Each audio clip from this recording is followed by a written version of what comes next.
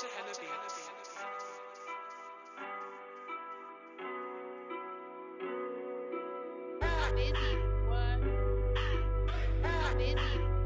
Alright, so you're currently going through similar problems that I was going through the last year or two, which is just going to be between low bar, benching, overhead press, all that stuff, and gripping everything for days. You're starting to get the elbow tendonitis.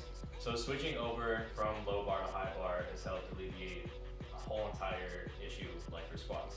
I also think this is going to be better for you because it's going to allow you to be more upright in the hole so you don't get pitched forward, and also keep your upper back a little bit tighter.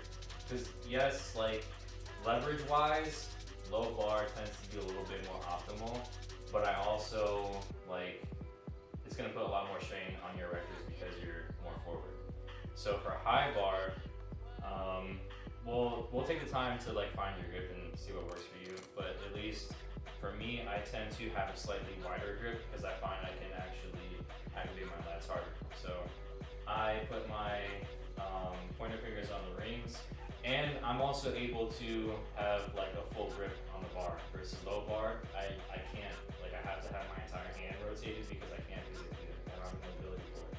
So you're coming here, and then honestly, you don't even have to move the bar position a whole lot higher.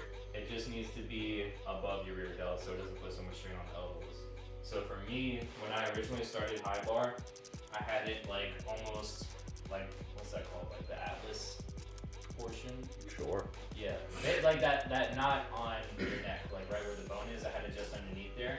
But the thing that sucks is because my torso is so long, if I come into the hole here and I don't maintain super upright posture, that's when I have to work even harder. So when I do it now, it's kind of like a hybrid position, which I think might work for you better. It's I guess called the shelf, which is right in between your traps and your rear delts. It can kind of suck sometimes because that's kind of pretty much where the bone is. There's not a whole lot of muscle unless you're freaking huge. But that's where I find the most optimal position. So it's here, right? I'm retracted, and I'm even now I'm depressing my scapula, so I'm pulling the bar into me so there's no what's it called, slack, if you will. So here, stand up.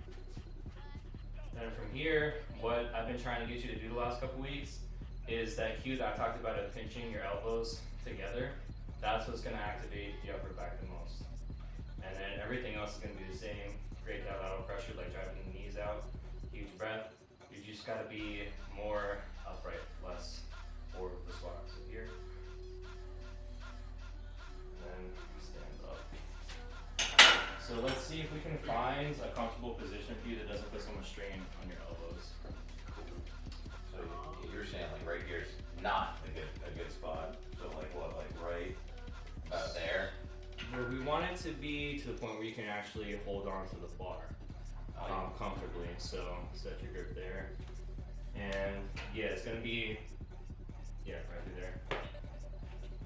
Taking a big breath. Stand up. And then step it back. Out, good. So now keep this all retracted, squeeze in as hard as you can, and now it's trying to have your elbows touch together. That's gonna activate this. See this right now, I can tell that your lats aren't still activated yet. Think about drawing down and elbows together. Almost. Walk it back in. Alright, cool. So this shows me that you're getting really good retraction because I can see the effort, but you're not drawing down as hard as you could. So before we do this, let's backtrack a little bit. A very overlooked exercise to improve your squat is the behind the neck lat pull down.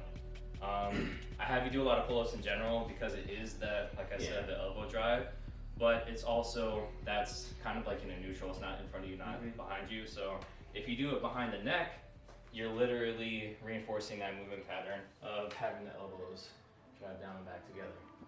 So I just want you to come over here, slight lean forward, and then lat pull down behind the neck. Okay. Driving elbows down and back. You should feel your lats contracting. And then once you come over and you put it on the bar, it's gonna make a lot more sense. So slightly forward, now drive the elbows down and back. It's gonna be, yeah. So you feel your lats get tight right here.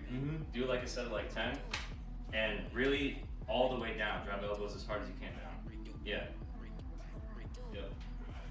So this motion and that upper lat contraction is what you need to do with the bar on your back. That's gonna keep the weight a lot more snug and allow you to stay sturdy throughout the entire motion, not get discord. That's good. Alright, so again, hand placement that allows you to have a full grip on the bar. Setting it not quite so high up, because again, this I guess is like hybrid bar, right in between the traps and the rear delts, to the point where you can still keep all this straight from underneath. And it's not just retracted, it's also driving those elbows down together, keeping everything in as snug as you can. And from here, use your breath, draw down, elbows together, and we squat. Yep. Now, you need to do this motion before you even unrack. So it's all retracted. Now drive the elbows down together. Yeah. Now you feel this get tighter? Yeah. And now stand up. Okay. Use breath and squat. Good. Do a couple more. Good. Cool. And walk it back in. Okay. So now you can see, because you're already out of breath. Yeah. Now your upper back is actually tight. We just have to adjust your torso position. You're still kind of thinking low bar, so you're still like pitching forward a little bit. Yeah. This is where you have to open your taint as much as possible, because if you don't, that's when you're gonna hit the hole, get that hip rise, and then you're doing good morning. Yeah, exactly.